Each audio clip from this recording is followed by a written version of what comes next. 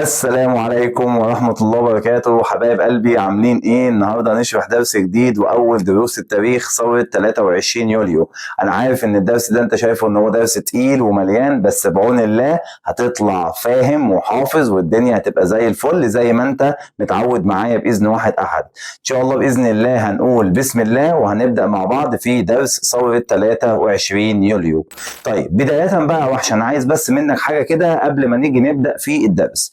عايزك بس تاخد معايا كده كام معلومة وتركز فيهم علشان دي هتسهل عليا الدرس جدا جدا جدا. طيب تعالى بس نتكلم على معلومة كانت في آخر الترم الأول. آخر الترم الأول كنا بنتكلم إننا مصر عملت مع بريطانيا معاهدة اسمها معاهدة 1936. ومعاهدة 1936 دي المعاهدة دي كانت بين مصر وبريطانيا، واتفقوا على اتفاقات. أنا مش لازم أعرف الاتفاقات كلها، أنا عايز أعرف بس حاجات معينة. أول حاجة عندنا في الاتفاق مصر إنها هتبقى دولة مستقلة، ده الوعد اللي بريطانيا قالته لمصر. طيب المقابل ايه؟ ما بريطانيا انتوا عارفين مش هتعمل حاجه كده لله والوطن. طب هتعمل ايه بريطانيا؟ طلبت من مصر ان هي تبني لها سكنات ومعسكرات وطرق وكباري في مصر. اتنين، طلبت ان مصر تحط المواني بتاعتها والمطارات في خدمة بريطانيا لو قامت حرب. يعني مصر تديها المطارات بتاعتها، تديها المواني بتاعتها لو قامت حرب.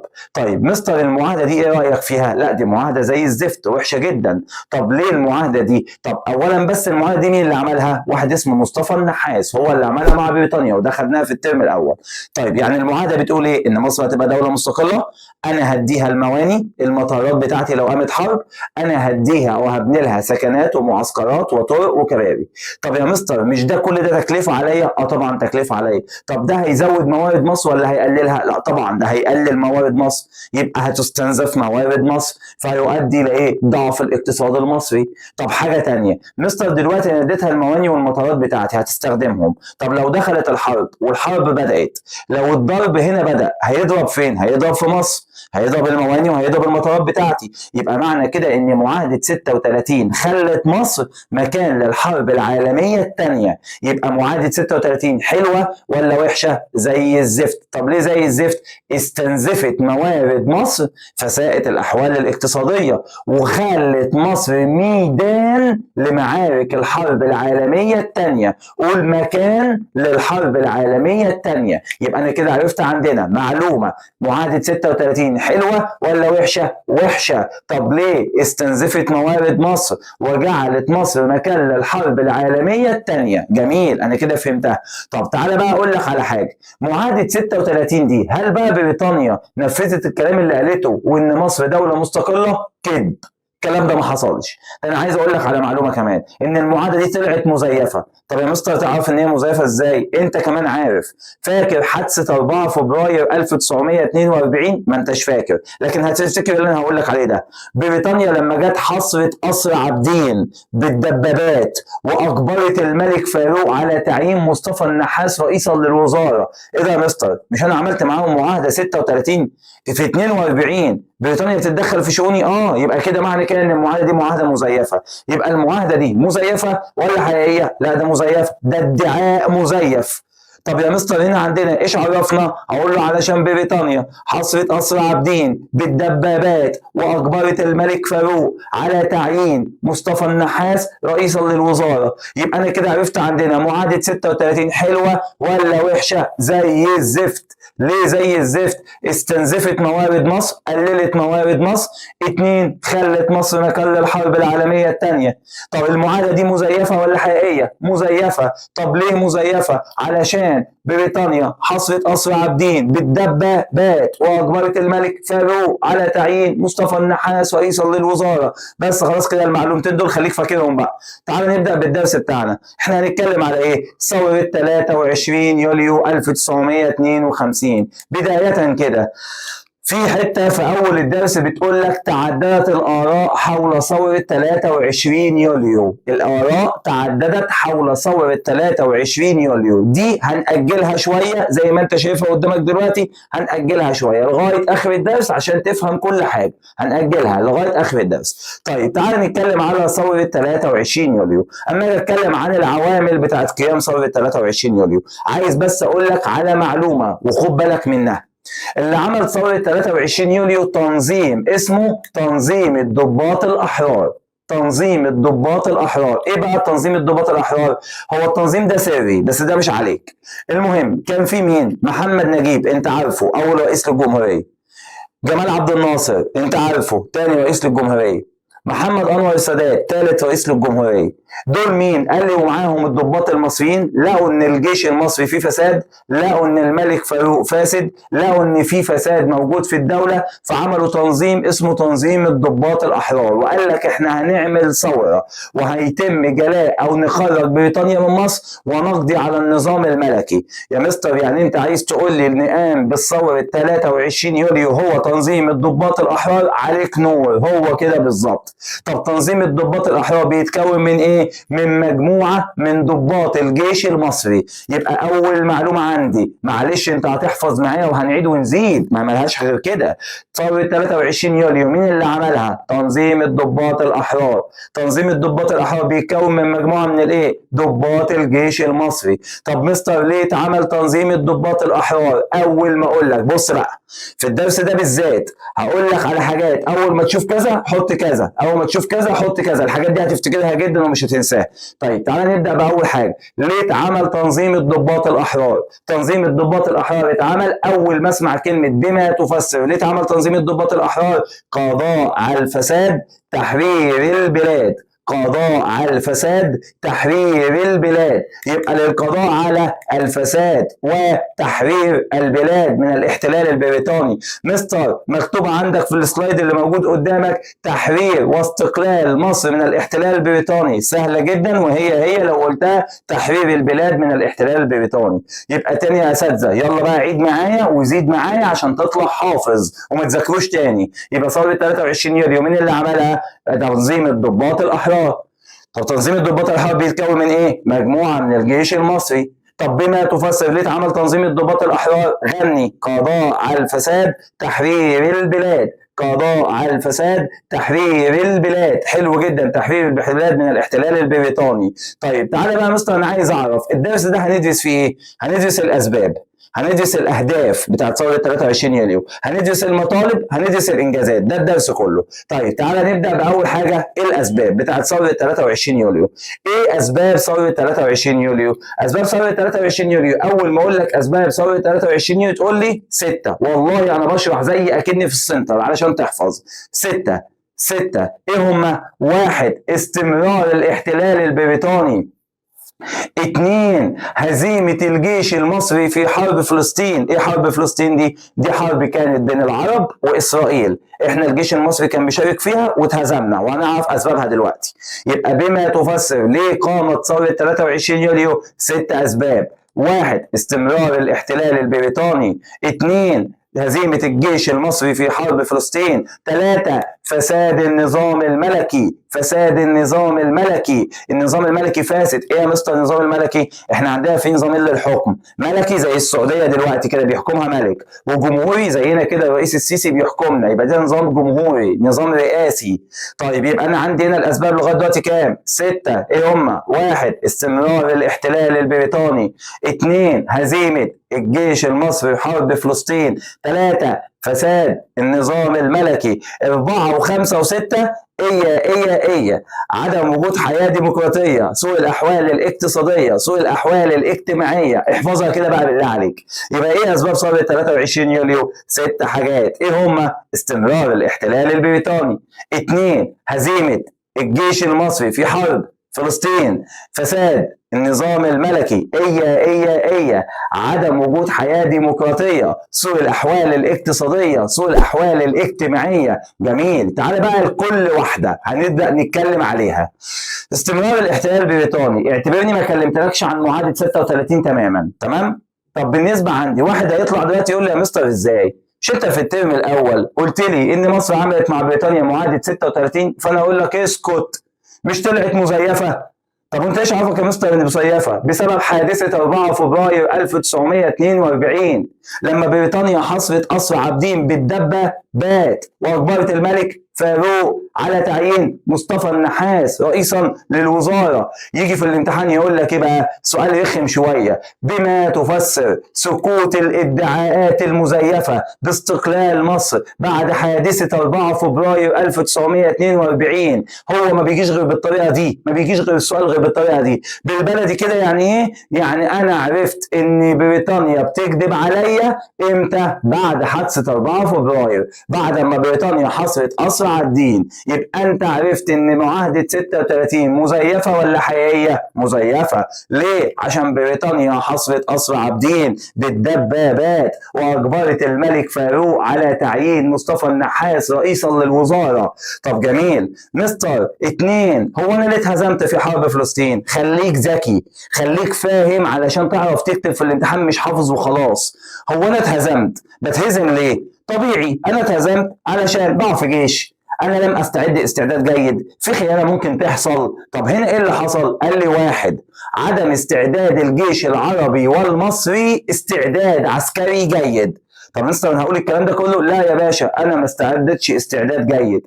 عدم استعداد الجيش المصري والعربي استعداد جيد. طب 2، قلت له تعالى اقول لك بقى، مين بيساعد اسرائيل؟ ايوه انا سامعك، الولايات المتحده اللي هي امريكا. طب ومعاها مين؟ بريطانيا. يبقى بسبب دعم بريطانيا والولايات المتحده لاسرائيل، يبقى انا اتهزمت ليه؟ 1، انا لم استعد استعداد جيد، وعشان بريطانيا والولايات المتحده بتساعد اسرائيل. علشان بريطانيا والولايات المتحده بتساعد اسرائيل. سهله؟ سهله يا مستر. طب تعالى بقى، ثوره 23 يوليو مين اللي عملها؟ تنظيم الضباط الاحرار.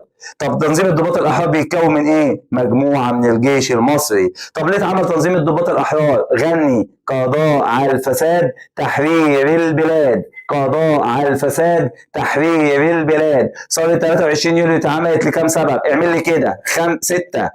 5 ايه؟ 6. 1، استمرار الاحتلال البريطاني. 2، هزيمة الجيش المصري في حرب فلسطين. 3، فساد النظام الملكي. 4 و5 و6 ايه؟ عدم وجود حياة ديمقراطية، سوء الأحوال الاقتصادية، سوء الأحوال الاجتماعية. مستر معاهدة 36 مزيفة ولا حقيقية؟ مزيفة. ايش عرفك؟ عشان بريطانيا حصرت قصر عابدين بالدبابات واجبرت الملك فاروق على تعيين مصطفى النحاس رئيسا للوزاره. انا عمال بقطع في الكلام عشان انت تردد معايا.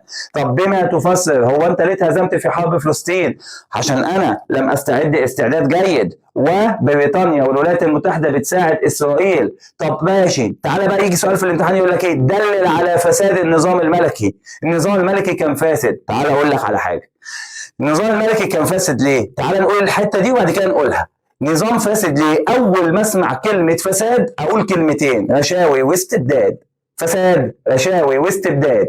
فساد، رشاوي واستبداد. يبقى اول ما اسمع كلمه مني فساد، رشاوي واستبداد. دلل على فساد النظام الملكي. ليه كان فاسد؟ 1، انتشار الرشاوي في صفقه الاسلحه الفاسده. بدات هنا اسلحه قديمه هتدخل مصر، بدأوا ياخدوا رشاوي علشان الأسلحة دي تدخل. يعني معنى كده إن البلد كانت فيها انتشار الرشاوي، عشان كده النظام الملكي كان نظام فاسد. طب إيه استبداد يا مستر؟ استبداد الملك فاروق بالحكم، ظلم الملك فاروق بالحكم، كان بيحكمنا حكم ظالم. استبداد يعني ظالم، حكم ظالم. يبقى أول ما أسمع كلمة فساد، رشاوي واستبداد. فساد، رشاوي واستبداد. انتشار الرشاوي في صفقة الأسلحة الفاسدة. 2، استبداد الملك فاروق بالحكم. استبداد الملك فاروق بالحكم. بالله عليك ركز معايا. يلا، ثورة 23 يوليو مين اللي عملها؟ تنظيم الضباط الأحرار. بتتكون من إيه؟ مجموعة من الجيش المصري. ليه ابتديت عمل تنظيم الضباط الأحرار؟ غني قضاء على الفساد، تحرير البلاد. ثورة 23 يوليو اتعملت لكام سبب؟ 6. إيه هما؟ 1، استمرار الاحتلال البريطاني. 2، قول معايا، هزيمة الجيش المصري في حرب فلسطين. 3، فساد النظام الملكي. عدم وجود حياة ديمقراطية، سوء الأحوال الاقتصادية، سوء الأحوال الاجتماعية. معاهدة 36 حقيقية ولا مزيفة؟ مزيفة. ليه مزيفة؟ عشان بريطانيا حصرت قصر عابدين بالدبابات واجبرت الملك فاروق على تعيين مصطفى النحاس رئيسا للوزارة. طب بالنسبة عندي ليه اتهزمت في حرب فلسطين؟ لم استعد استعداد جيد، عشان بريطانيا والولايات المتحده بتساعد اسرائيل. طب بالنسبه عندي ليه دلل على فساد النظام الملكي؟ اول ما اسمع كلمه فساد، رشاوي واستبداد، فساد رشاوي واستبداد، يبقى انتشار الرشاوي في صفقة الأسلحة الفاسدة واستبداد الملك فاروق بالحكم، بيحكمنا حكم ظالم، استبداد، ظلم واستبداد. طب تعالى يا مستر بقى، ليه ما فيش حياة ديمقراطية؟ بص أنا هقول لك كلمتين عشان تبقى عارفهم. يعني إيه حياة ديمقراطية؟ يعني حرية الاختيار وحرية التعبير عن الرأي. هل ده موجود؟ استحالة هيبقى موجود. طول ما أنت محتل استحالة هيبقى في حرية التعبير عن الرأي وحرية الاختيار، مفيش الكلام ده. اتنين، طول ما الدولة بتاعتك فيها فساد اعرف ان الرأي مش رأيك ولا هيتاخد برأيك تماما. اشمعنى؟ في فساد في الدولة. طول ما في صراع بين الأحزاب، ايه الأحزاب دي؟ الأحزاب دي أحزاب سياسية زي حزب الوفد وحزب الأمة وحزب الحرية والعدالة. الأحزاب دي بتبقى مجموعة من الناس ليهم أهداف مشتركة عشان يطوروا البلد. طب ماشي يا مستر، الأحزاب دي تعددها في مصلحة الشعب؟ في مصلحة الشعب، لأن كل واحد بيبقى عنده هدف مشترك يطور بيه البلد. للأسف الناس دي أصلا مش مدياك حرية الاختيار. اشمعنى؟ عشان هم بيتخانقوا على الحكم، مش همهم البلد اصلا ولا فارقه معاهم همهم البلد. عشان كده هتسوق الاحوال الاجتماعيه. يبقى لما اجي اقول لك هنا عندنا ليه مفيش حياه ديمقراطيه، فانت تقول لي 3 كلمات: عشان انا محتل وعندي فساد وعندي صراع. والله ما هتنساها.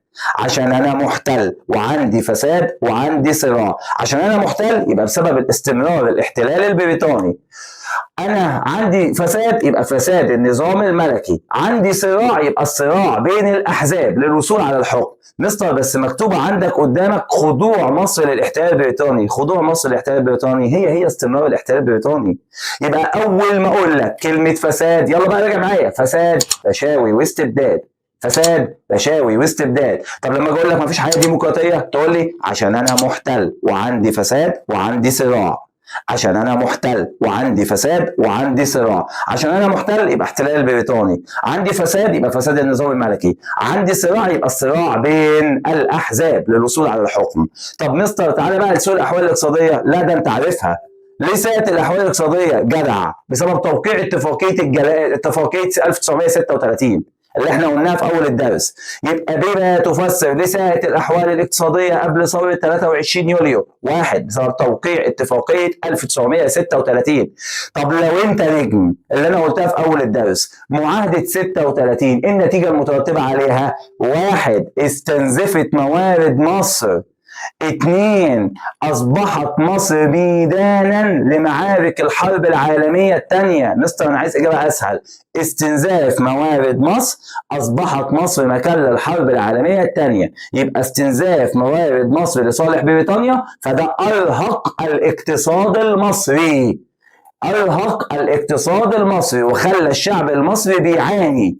يبقى هنا عندنا ايه النتيجة المترتبة على معاهدة 36؟ النتيجة المترتبة على معاهدة 36: استنزاف موارد مصر، موارد مصر قلت. 2. أصبحت مصر مكان للحرب العالمية الثانية. حلو جدا. يلا بقى نجم، أول ما تسمع كلمة فساد رشاوي واستبداد يبقى انتشار الرشاوي في صفقة الأسلحة الفاسدة واستبداد الملك فاروق بالحكم.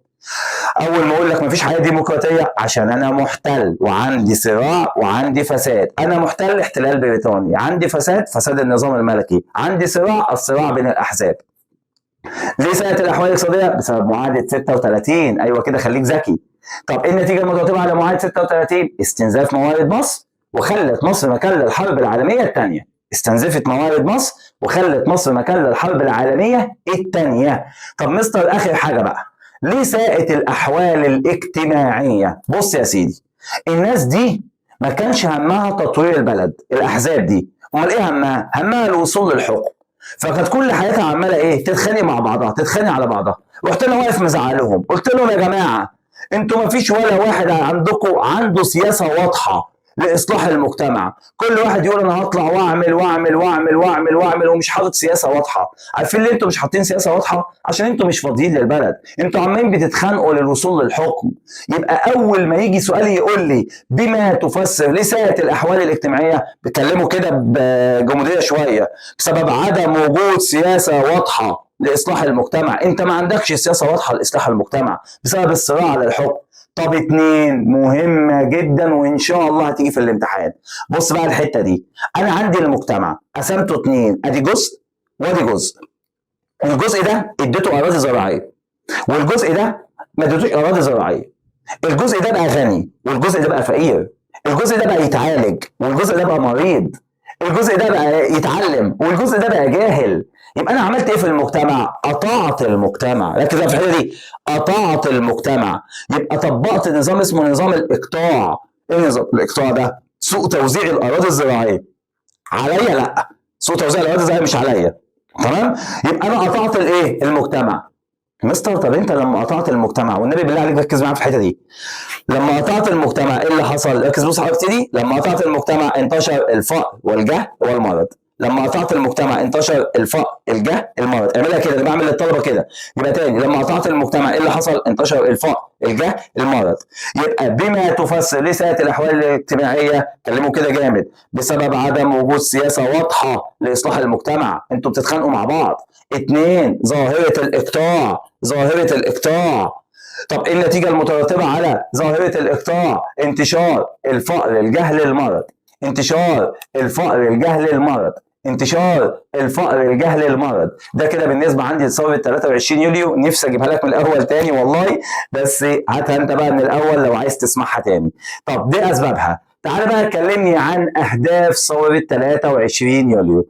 ايه اهداف 23 يوليو؟ والله النهارده انا راجع، يا ابني الماتش كام؟ الماتش 2-2 1-1. مين اللي جاب الاهداف؟ يبقى الاهداف اعداد. اول بقى ما اجي اقول لك ايه اهداف ثوره 23 يوليو، تقول لي كده: 3 قضاء 3 اقامه، 3 قضاء 3 اقامه، 3 قضاء 3 اقامه. يبقى 3 قضاء و3 اقامه. طب ايه القضاء؟ القضاء على الاستعمار. طب القضاء على الاقطاع. طب القضاء على الاحتكار. لا استنى بقى، القضاء على الاستعمار اللي انا اخلص بريطانيا، الاستعمار واعوانه اللي هو الفساد اللي موجود والملك. طب 2 القضاء على الاقطاع اللي هو سوء توزيع الاراضي الزراعيه، عايز اقضي عليه. طب ايه القضاء على الاحتكار ده وسيطره راس المال؟ بص يا سيدي، مين محتكر عندي قناه السويس وواخدها؟ قال لي فرنسا وبريطانيا. قال لك بس انا عايز اخدها بقى ليه؟ اخليها شركه مساهمه مصريه. يبقى انا عايز اقضي على كام حاجه؟ 3. لا انت هتحفظهم لي بالترتيب. ايه هم؟ القضاء على استعمار، قضاء على اقطاع، قضاء على احتكار، قضاء على استعمار، قضاء على اقطاع، قضاء على الاحتكار. طب الاقامه كام اقامه؟ 3. بصوا بقى حركه ايدي وانا بحفظها لهم كده: اقامه عداله، اعمل معايا: اقامه عداله اجتماعيه، اقامه حياه ديمقراطيه، اقامه جيش وطني قوي. يبقى اول ما اجي اقول لك ايه هي اهداف 23 يوليو، تعال احفظها وسمعها معايا. ايه اهداف ثوره 23 يوليو؟ 3 قضاء 3 اقامه، 3 قضاء 3 اقامه. ايه هما؟ القضاء على استعمار، قضاء على اقطاع، قضاء على احتكار، إقامة عدالة اجتماعية، إقامة حياة ديمقراطية، إقامة جيش وطني قوي. بالله عليك قولها معايا تاني. يلا ثورة 23 يوليو إيه أهدافها؟ 3 قضاء 3 إقامة، 3 قضاء 3 إقامة. إيه هي القضاء؟ القضاء على الاستعمار، قضاء على الإقطاع، قضاء على الاحتكار، إقامة عدالة اجتماعية، إقامة حياة ديمقراطية، إقامة جيش وطني قوي. كده أنا اتكلمت عن الأهداف. أنا بقى عايز أقول لك على حاجة هشرحها بطريقة تانية. تعال بس ناخد دي وبعد كده نكمل. بالنسبة عندي ليه القضاء على الاستعمار اتحقق؟ اتحقق لما عملت إيه؟ توقيع اتفاقية الجلاء. عملت اتفاقية مع بريطانيا هتمشي واديتها مهلة 20 شهر. مستر الاتفاقيه دي حقيقه ولا زي 36؟ لا دي حقيقيه، خلاص بريطانيا هتمشي من مصر. يبقى توقيع اتفاقيه الجلاء، توقيع اتفاقيه الجلاء واديتهم مهله 20 شهر. طب القضاء على الاقطاع اتحقق؟ بص بقى عشان ما تنساش ابدا، عشان ده ان شاء الله هيجي في الامتحان. هو انا لو بنطلون، انا يا عم لو بنطلوني اتقطع هعمل فيه ايه؟ هخيطه او هصلحه. يبقى لما يتقطع عشان اعالجه اصلحه، عشان لما يتقطع هصلحه. طب نظام الاقطاع عملت ايه؟ اصدرت قانون الاصلاح الزراعي الاول. خلي بالك بقى دي هتفتكرها. يبقى الاقطاع اصلاح، الاقطاع عالجته ازاي؟ باصلاح. يبقى اصدار قانون الاصلاح الزراعي الاول. مش بس كده كمان، ده انا اصدرت قوانين تانية حددت فيها الملكيه الزراعيه لدرجه ان الفلاح كل واحد بقى ليه 50 فدان. بس انت قول دي بس. يبقى اصدار قانون الاصلاح الزراعي الاول. طب مستر القضاء على الاحتكار اتحقق؟ لما عملت ايه؟ تأميم شركة قناة السويس. تأميم شركة قناة السويس. يلا بقى يا وحش سمعها لي. والله العظيم عندي بنت في الاونلاين اسمها حبيبه، الله اكبر عليها. انا عايز اقول لك ان انا فتحت لها المايك عشان تتكلم، البنت قالتها لي زي ما انا قلتها بالظبط، اللهم بارك. يبقى لما اجي اقول لك هنا عندنا، يا ريت تكون سامعاني، يبقى اول ما اجي اقول لك هنا عندنا ايه هي اهداف 23 يوليو؟ 3 قضاء 3 اقامه، 3 قضاء 3 اقامه. القضاء على استعمار، قضاء على اقطاع، قضاء على الاحتكار، إقامة عدالة اجتماعية، إقامة حياة ديمقراطية، إقامة جيش وطني قوي. التوقيع قضاء على الاستعمار اتحقق لما وقعت اتفاقية الجلاء. القضاء على الاقطاع اتحقق لما اصدرت قانون الاصلاح الزراعي الاول. القضاء على الاحتكار اتحقق لما عملت تأميم شركة قناة السويس. يجي لك بقى في الامتحان ايه يا نجم؟ يقول لك هنا عندنا القضاء على الاستعمار، او يجي يقول لك عندنا توقيع اتفاقية الجلاء. توقيع اتفاقية الجلاء. توقيع اتفاقية الجلاء دي كده انا حققت الهدف ايه؟ الاول اللي هو توقيع اتفاقية الجلاء، حققت الهدف الاول اللي هو القضاء على الاستعمار. طيب لو جه قال لك في الامتحان اصدار قانون الاصلاح الزراعي الاول، حققت بيه الهدف الايه؟ الثاني اللي هو القضاء على الاقطاع. تأميم شركة قناة السويس، حققت بيه الهدف الايه؟ الثالث اللي هو مين؟ اللي هو القضاء على الاحتكار. ده كده بالنسبة عندي الاهداف ثورة 23 يوليو، واتمنى تكون حفظتها. تعالى بقى كلمني عن الاحداث. بس قبل ما اقول لك الاحداث معلش انا عايزك بس تفكرني بحاجة. هو احنا ليه اتهزمنا في حرب فلسطين؟ اتهزمت عشان حاجتين. ايه هما؟ لم استعد استعداد جيد، يبقى عدم استعداد الجيش المصري والعربي استعداد جيد، وعشان دعم بريطانيا والولايات المتحده لاسرائيل. عايز اقول لك على حته بشوفها في الامتحانات. انت كده عندك سببين، في سبب داخلي وسبب خارجي. لو قال لك داخلي يبقى عدم الاستعداد الجيد، لو قال لك خارجي يبقى دعم الولايات المتحده وبريطانيا لاسرائيل. خلي بالك من دي عشان ما قلتهاش في الاول، خلي بالك منها. طيب تعالى بقى نتكلم على احداث ثوره 23 يوليو. في 23 يوليو صباحا ايه اللي حصل؟ اتحرك الضباط الاحرار وسيطروا على المواقع المهمه في القاهره والاسكندريه. اقسم بالله بتيجي. يبقى اتحرك الضباط الاحرار وسيطروا على المواقع المهمه فين؟ في القاهره والاسكندريه. طب جميل يا مستر، وبعدين قال لي طلع الساعه 7:30 صباحا. مين اللي أذاع البيان؟ مين اللي قال البيان؟ محمد أنور السادات. باسم مين؟ محمد نجيب. مستر هما لما أذاع البيان أذاعوا منين؟ من دار الإذاعة المصرية.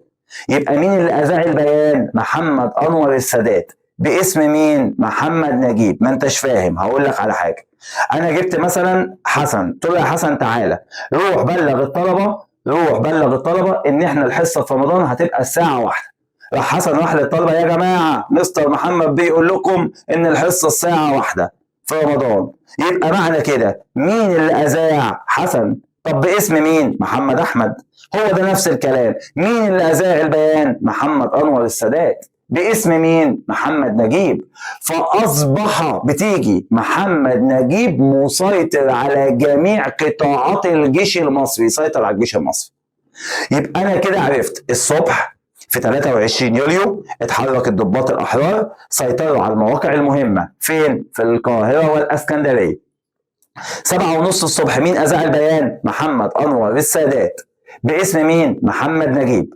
فأصبح مين مسيطر على جميع قطاعات الجيش المصري؟ محمد نجيب. سيطر خلاص على الجيش.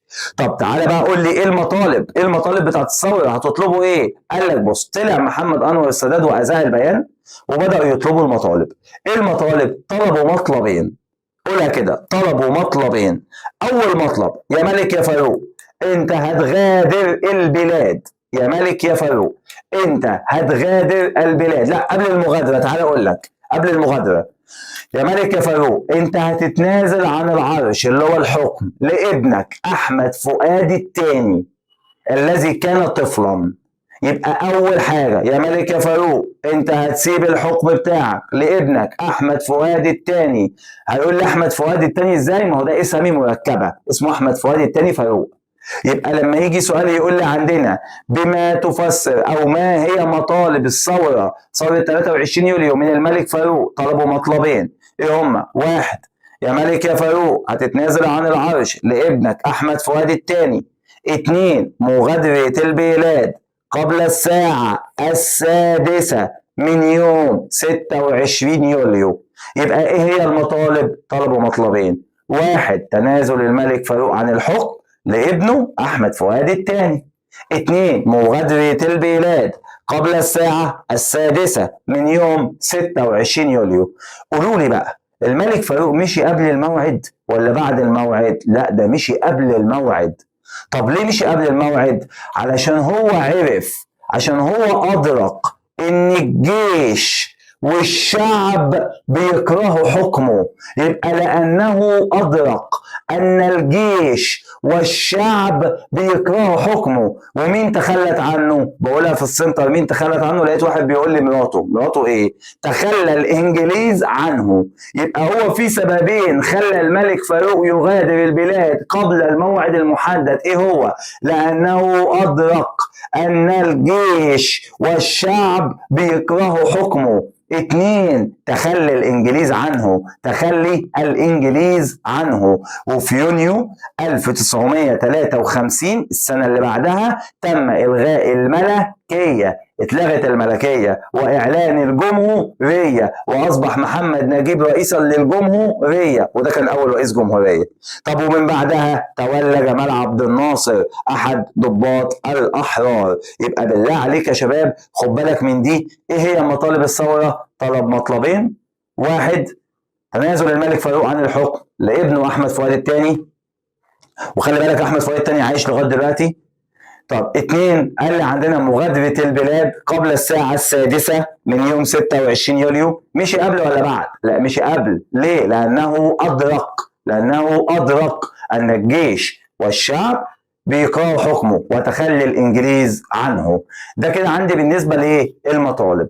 تعالى بقى كلمني عن الإنجازات، ودي آخر حاجة في الدرس بس هي طويلة شوية. بس قبل ما اقول لك بقى كده بالله عليك راجع معايا، هو مين اللي عمل ثوره 23 يوليو؟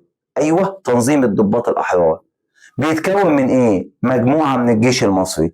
طب اول ما اسمع كلمه ليه عمل تنظيم الضباط الاحرار غني قضاء على الفساد تحرير البلاد، قضاء على الفساد تحرير البلاد. طب اول ما تسمع كلمه فساد، رشاوي واستبداد، فساد رشاوي واستبداد، انتشار الرشاوي في صفقة الأسلحة الفاسدة واستبداد الملك فاروق بالحكم. طب أول ما تسمع كلمة مفيش حياة ديمقراطية هتقول له إيه؟ عشان أنا محتل وعندي فساد وعندي صراع. عشان أنا محتل وعندي فساد وعندي صراع. أنا محتل بسبب الاحتلال البريطاني، عندي فساد يبقى فساد النظام الملكي، عندي صراع يبقى الصراع بين الأحزاب.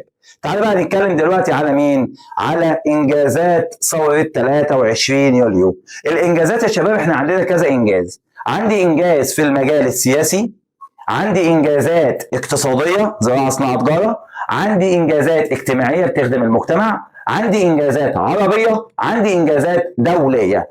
طيب تعالى بقى يا مستر، بالنسبة للانجازات السياسية بص يا سيدي، اول ما اجي اقول لك انجازات في المجال السياسي فانت عشان خاطري تقول اللي انا هقوله ده: الغاء تأميم توقيع، الغاء تأميم توقيع. اول ما اقول لك انجازات في المجال السياسي الغاء تأميم توقيع، الغاء تأميم توقيع. الغاء دستور 23. ايه ده؟ مش انت قلت لي ان دستور 23 ده في الترم الاول كان كويس؟ ده انت كنت عامل له ريلز ألف ألف ألف واو ألف ألف ألف واو الأمة مصدر السلطات. اللي فاكر ده كان حاجة كويسة. قال لي ما هو كان ليه مميزات، بس اللي كان حاطه مين؟ قال لي كان في عهد النظام الملكي، فهم شالوه عشان في نظام جمهوري هيجي بدستور جديد. يبقى لغوا دستور 23. انت عارف لغوا الملكية واعلنوا الجمهورية واصبح محمد نجيب رئيس الجمهورية. 3. تأميم شركة قناة السويس، توقيع اتفاقية الجلاء وادينا لهم مهلة 20 شهر. يبقى اول ما اجي اقول لك ايه ده يا مستر ما في 2 تانيين، اتقل بس هحفظهم لك. يبقى اول ما اجي اقول لك ايه انجازات ثوره 23 يوليو في المجال السياسي؟ الغاء تأميم توقيع، الغاء تأميم توقيع، الغاء دستور 23، الغاء الملكيه واعلان الجمهوريه، تأميم شركه قناه السويس، توقيع اتفاقيه الجلاء وادينا لهم مهله 20 شهر. طب بالله عليك، مش انا وقعت اتفاقيه الجلاء؟ يبقى معناها ايه؟ رحيل القوات البريطانيه مشيت. طب مشيت بعد ما احتلتنا كام سنه؟ 74 سنه. طب مين كان بيتخانق مع بعض؟ الاحزاب السياسيه. في داهيه حل الاحزاب السياسيه. يبقى انت كده عرفت ايه الانجازات اللي كانت موجوده في المجال السياسي. هنحفظها تاني: الغاء تأميم توقيع، الغاء تأميم توقيع، الغاء دستور 23، الغاء الملكيه، اعلان الجمهوريه، تأميم شركه قناه السويس، توقيع اتفاقيه الجلاء، توقيع اتفاقيه الجلاء وادينا لهم مهله قد ايه؟ 20 شهر. طب بالنسبه عندي ما دام وقعت الاتفاقيه يبقى رحيل القوات البريطانيه بعد احتلال دام 74 سنة وحل الأحزاب السياسية. مستر طب بالنسبة ده هل ده الترتيب؟ لا مش ده الترتيب. يعني هم الأول لغوا الدستور 23 عشان لغوه في ديسمبر 1952. بعد كده عندنا لغوا الملكية وأعلنوا الجمهورية كانت في عام 1953 ودي كانت في شهر يونيو. قبلها في شهر 1 1953 تم حل الأحزاب السياسية. بعدها عملوا اتفاقية الجلاء 1954. بعدها عملوا تأميم شركة قناة السويس ودي كانت في عام 1956. مستر هحفظ التاريخ؟ لا والله مش مهم قوي، يعني ما تركزش فيها قوي، خليك بس حافظهم كده كترتيب. الاول لغوا الدستور، بعد كده حلوا الاحزاب السياسيه، بعد كده لغوا الملكيه، بعد كده توقيع اتفاقيه الجلاء، بعد كده تأميم شركه قناه السويس. سيبك بقى من ده كله، تعالى قولها معايا. ايه الانجازات في المجال السياسي؟ الغاء تأميم توقيع، الغاء تأميم توقيع، الغاء تأميم توقيع، الغاء دستور 23، الغاء الملكيه، اعلان الجمهوريه، تأميم شركه قناه السويس، توقيع اتفاقيه الجلاء. وما دام وقعت الاتفاقيه يبقى رحيل القوات البريطانيه بعد احتلال قعد 74 سنه وحل الاحزاب السياسيه. ده بالنسبه لمين؟ للانجازات السياسيه. طب الانجازات الاقتصاديه؟ استنى يا مستر سهل قوي، زراعه صناعه تجاره. تعالى بقى عندي بالنسبه لمين؟ بالنسبه للزراعه هتعمل معايا زي ما في السنتر بيعملوا معايا. يلا اعمل ايدك، بص بقى في الزراعه اعمل ايدك كده. استصلاحوا الاراضي الصحراويه، بص حته صغيره اهي، لزياده الاراضي الزراعيه وانشاء السد العالي. استصلاح الاراضي الصحراويه لزياده الاراضي الزراعيه وانشاء السد العالي. يلا بقى تاني: استصلاحوا الاراضي الصحراويه لزياده الاراضي الزراعيه وانشاء السد العالي. مستر مكتوب في الكتاب لزياده رقعه الاراضي الزراعيه او لزياده رقعه الزراعيه، عادي خالص، لزياده الاراضي الزراعيه. والله لو رحت العيل في رابعه ابتدائي قلت له ايه النتيجه المترتبه لما انشانا السد العالي؟ هيقول لي حمى الاراضي من الفيضانات والجفاف، ولد الكهرباء، خزن الميه. يعني اي حد هيبقى عارفه. يبقى ده بالنسبه للزراعه. يلا نقولها تاني. في الزراعه يلا عمل ايه؟ قال لي في الزراعه استصلح الاراضي الصحراويه لزياده الاراضي الزراعيه، استصلح الاراضي الصحراويه لزياده الاراضي الزراعيه وانشا السد العالي. طب السد العالي حمانا من الايه؟ من الفيضانات، ولد ايه؟ الكهرباء، خزن ايه؟ المياه. طب ده بالنسبه عندي ليه؟ الزراعه. الصناعه بقى، ايوه انت ذكي، عمل مصانع. ما هو صناعه يبقى عمل مصانع. انا سايبك تفكر، هو عمل كم مصنع؟ قال لي عمل عديد من المصانع بس اللي عليك 2. عمل مصنعين: اسمده اسوان حديد حلوان، اسمده اسوان حديد حلوان. الاسمده في اسوان والحديد والصلب في حلوان. اسمده اولها الف س، اسوان اولها الف س، حديد ح، حلوان ح. يبقى عمل كم مصنع؟ عديد من المصانع. مثل كم مصنع؟ 2: اسمده اسوان حديد حلوان. طب عملوا ايه تاني؟ قال لي تعالى اقول لك: اهتموا بالتعليم الصناعي، بدأوا يعملوا مدارس لتعليم الصناعه. 3: البحث والتنقيب عن البترول. مستر هنا لازم اقول تنقيب؟ لا، البحث عن البترول. مش بس كده، ده عملوا معامل تكرير بترول اللي هو بيفصل مكونات البترول، بيطلع البنزين لوحده والسولار لوحده والمازوت لوحده. يبقى يلا نقولها تاني، بالله عليك ردد معايا. في الزراعه استصلاحوا الاراضي الصحراويه لزياده الاراضي الزراعيه، انشاء السد العالي. طب في الصناعة عملوا كم مصنع؟ 2. أسمدة أسوان حديد حلوان. أسمدة أسوان حديد حلوان. اهتموا بالتعليم الصناعي، بحثوا عن البترول وعملوا معامل تكوير بترول. ده كده عندي بالنسبة للصناعة. يبقى أنا كده خدت الزراعة، خدت الصناعة، كان ناقص لي التجارة. بالنسبة بقى للتجارة سهلة جدا وبغنيها شوية. عملوا ايه؟ فتحوا أسواق خارجية لبيع المنتجات المصرية. مكتوبة في الكتاب تسويق المنتجات المصرية، عادي خالص بيع المنتجات المصرية. يبقى فتحوا أسواق خارجية لبيع المنتجات المصرية. طب بالنسبة للبنوك والشركات، بص، فاكر البنك الأهلي؟ عارفين كلكم البنك الأهلي. البنك الأهلي ده أصلا اللي عملته بريطانيا، يعني ده بنك بريطاني. بجد يا مستر؟ طب ايه اللي حصل؟ مصر بقى خلته مصري. خدت كل الشركات الاستيراد والتصدير، خدت كل الشركات التأمين، خدت كل البنوك، عملت ايه؟ تمصير. يعني ايه تمصير؟ يعني جعلتها مصرية. يبقى عملت حاجتين: أنشأت أو فتحت أسواق خارجية لبيع المنتجات المصرية. فتحت أسواق خارجية لبيع المنتجات المصرية وتمصير الشركات والبنوك. هو أنا لازم أقول شركات الاستيراد والتصدير؟ لا، تمصير الشركات والبنوك.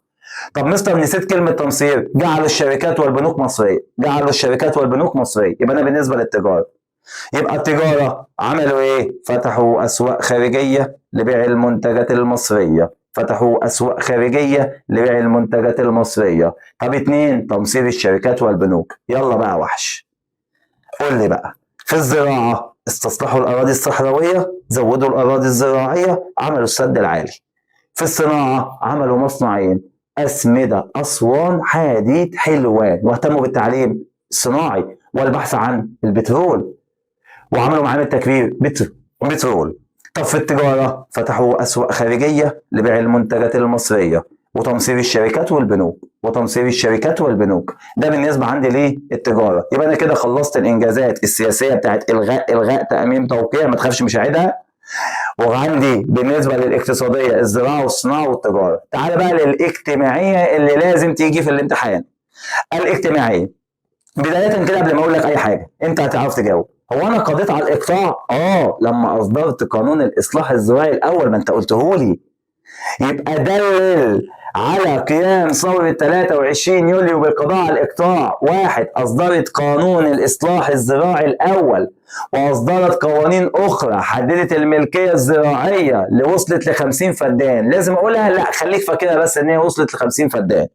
يبقى دلل على قيام ثورة 23 يوليو بالقضاء على الإقطاع. المستر قال لي اتقطع أصلحه، اتقطع أصلحه، يبقى إقطاع إصلاح. يبقى إصدار قانون الإصلاح الزراعي الأول. طب لو عكس لك السؤال وقال لك بما تفسر ليه أصدرنا قانون الإصلاح الزراعي الأول؟ للقضاء على الإقطاع. للقضاء على الإقطاع وإقامة عدالة اجتماعية.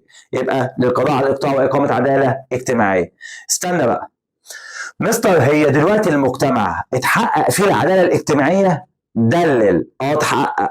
ايه ده؟ ما هو ده كان هدف من الاهداف: اقامة عدالة اجتماعية، اقامة حياة ديمقراطية، اقامة جيش وطني قوي. ده كان هدف من الاهداف. طب اتحقق؟ اتحقق. طب اتحقق ازاي يا مستر؟ اتحقق عن طريق 5 حاجات.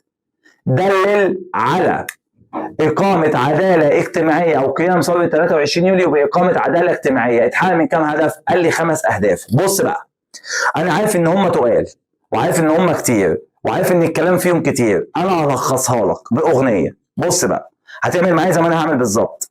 مجانيه التعليم. ايه مجانيه التعليم دي؟ يعني خلوا التعليم بالمجان في جميع المراحل، حتى التعليم الجامعي بالمجان.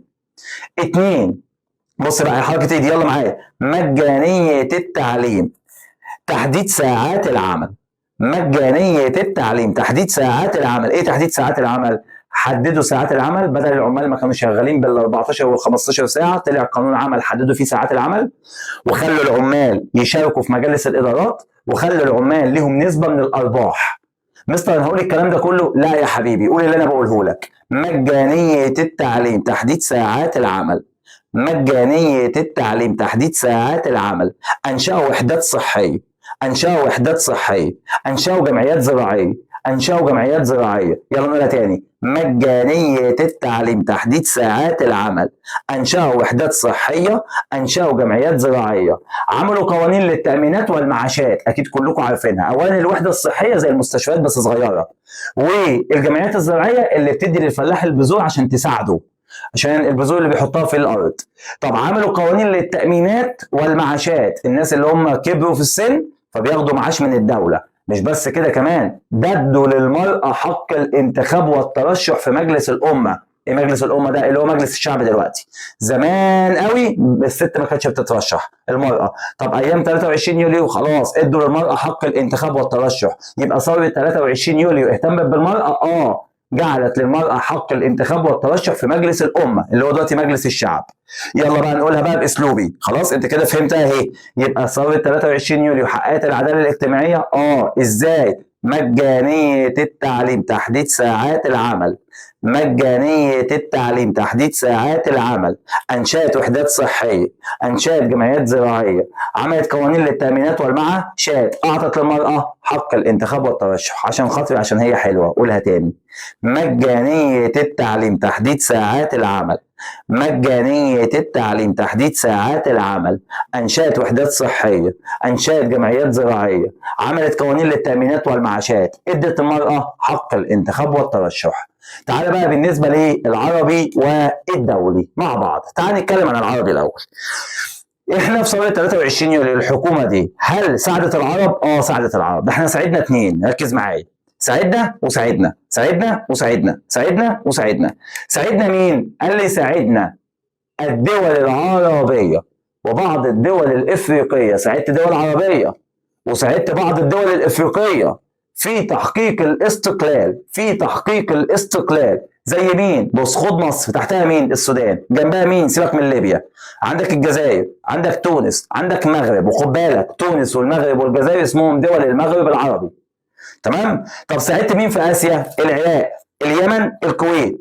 طب ساعدت مين دولة افريقية؟ كينيا، احفظها هتيجي، كينيا، كينيا هتيجي، كينيا. يبقى اول ما اجي اقول لك اديني دليل ان ثوره 23 يوليو ساندت الشعوب العربيه: واحد، ساعدت الدول العربيه وبعض الدول الافريقيه في تحقيق الاستقلال. قول لي بقى اي دوله تيجي في دماغك؟ السودان، جزائر، تونس، مغرب، يمن، عراق، كويت.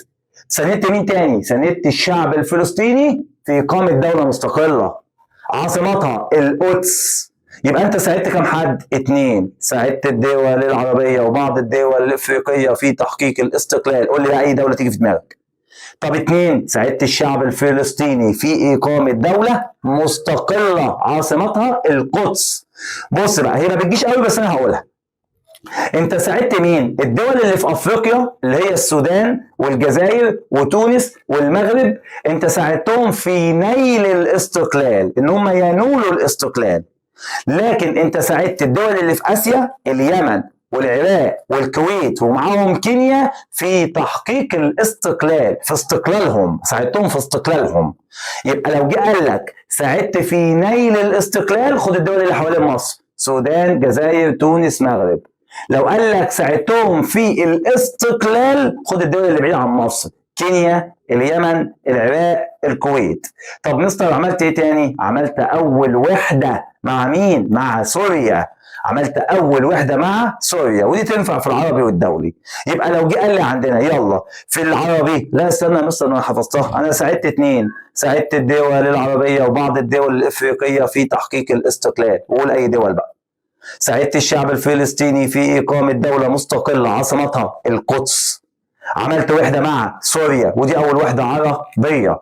طب مستر بالنسبه بقى للدولي، ايه بقى اللي حصل في الدولي؟ قال لي بص، تعالى بقى بالله عليك كده ركز معايا في اللي انا هقوله لك، سيبك من اللي مكتوب دلوقتي. في الدولي مين اللي بيبيع اسلحه في العالم؟ بص حركات ايدي: الدول اللي في الشرق والدول اللي في الغرب، الدول الشرقيه والدول الغربيه. مثال: الدول الشرقيه زي روسيا. طب والدول الغربيه زي الولايات المتحده ومعاها بريطانيا ومعاها فرنسا. يبقى العالم كتله شرقيه وكتله غربيه اهو. بص حركه ايدي: كتله شرقيه وكتله غربيه. انا بقى كمصر في النص اهو. دول معاهم سلاح عالمي ودول معاهم سلاح عالمي، وانا يا عيني يا غلبان معيش سلاح عالمي. يبقى انا عندي سلاح عالمي؟ لا. امال مين اللي محتكره؟ الدول العالميه اللي هي مين؟ اللي هي الدول الشرقيه والدول الغربيه، الكتله الشرقيه والكتله الغربيه. تمام؟ ركز معايا بقى. يبقى انا عندي كتله بالنسبه لك انت عشان تبقى شايف اهي، كتله شرقيه كده، كتله شرقيه، وكده كتله غربيه عشان اتجاه الكاميرا، ده كده كتله شرقيه وده كتله ايه؟ غربيه. تمام؟ انا مش معايا سلاح عالمي، امال مين اللي محتكره؟ الكتله الشرقيه والكتله الغربيه اللي هم الدول الشرقيه والدول الغربيه. انا رحت رايح لمين؟ للشرق. قلت لهم بقول لكم يا جماعه، يا روسيا خدي فلوس اديني سلاح عالمي. فعملت صفقه اسلحه مع الشرق ولا مع الغرب؟ مع الشرق، صفقه اسلحه شرقيه. طب لما انا خدت معايا اسلحه بقى معايا سلاح عالمي ولا مش معايا؟ معايا. يبقى انا معايا سلاح عالمي وهو معاه سلاح عالمي وده معاه سلاح عالمي، يبقى معنى كده الاحتكار لسه موجود ولا اتكسر؟ لا اتكسر. يبقى واحد، مصر عملت ايه دوليا؟ كسر احتكار السلاح العالمي. كسر احتكار السلاح العالمي، يقولها كده، كسر احتكار السلاح العالمي. لما عملت ايه؟ صفقه اسلحه شرقيه، صفقه اسلحه شرقيه. طب اتنين، الدول الشرقيه نفسها اكون معاها واخش معاها في احلاف عسكريه. طب الناحيه الثانيه نفسها اكون معاها. فالدول الشرقيه لما تيجي معانا يا مصر، لا يا جماعه بعد اذنكم انا مش هنضم لحد، انا واقف هنا في الحياد الايجابي، انا هنا في حياد ايجابي، انا قاعد في النص، ولا هنحاز لده ولا هنحاز لده. الدول الغربيه لما تيجي معانا يا مصر، لا يا جماعه انا ولا هدخل مع ده ولا هدخل مع ده. فعملت حركه اسمها حركه عدم الانحياز. حركه عدم الانحياز دي حركه دوليه، حركه عدم الانحياز. يبقى مصر عملت حركه عدم الانحياز، مصر كسرت احتكار السلاح العالمي، ده دولي. يبقى الدولي كم حاجه؟ اتنين، كسر احتكار السلاح العالمي، كسر احتكار السلاح العالمي. اتنين، عملت حركة عدم الانحياز، عملت حركة عدم الانحياز اللي هي الحياد الإيجابي، لها اسم تاني، حياد إيجابي، أنا ولا انحاز لده ولا ده، أنا في الإيجابي. طب مستر، حركة عدم الانحياز مصر اللي عملتها؟ قال لي مصر اللي تبنتها. ومع مين بقى؟ الهند ويوغوسلافيا. مين يوغوسلافيا دي يا مستر؟ دي دولة كده كانت زمان اتقسمت دلوقتي لدول، منها صربيا وكرواتيا والكلام ده كله. طب يبقى الهند ويوغوسلافيا. طب عملوا المؤتمر ده فين؟ في باندونج، افتكرها بينج بونج، هيجي في الامتحان. باندونج في اندونيسيا. ايه ده يعني اندونيسيا شاركت معاهم؟ يبقى مصر، الهند، يوغوسلافيا واندونيسيا، والمؤتمر اتعمل في اندونيسيا في مؤتمر باندونج. باندونج يعني ايه يا مستر عدم الانحياز؟ ايه عدم الانحياز دي؟ عدم الانحياز عدم الانضمام للكتله الشرقيه والكتله الغربيه. مكتوبه في الكتاب عدم الانضمام لاي من الكتلتين الشرقيه والغربيه، سيبك من الكلام ده. عدم الانضمام للكتله الشرقيه او الكتله الغربيه. يلا الدولي عملت ايه؟ عملت حاجتين، كسر احتكار السلاح العالمي، قولها كده، كسر احتكار السلاح العالمي. اتنين، انشاء حركه دوليه مثل حركه عدم الانحياز. حركه عدم الانحياز مين اللي عملها؟ مصر، الهند، يوغوسلافيا، اندونيسيا، في مؤتمر ايه؟ باندونج. باندونج فين؟ في اندونيسيا. يعني ايه حركه عدم الانحياز؟ عدم الانضمام للكتله الشرقيه والكتله الغربيه. كده الدرس خلص. بس انا مش ناسي في حته في الاول خالص قلت لك هقولها في الاخر. هجيب ديك مثال حلو عشان تفضل فاكرها.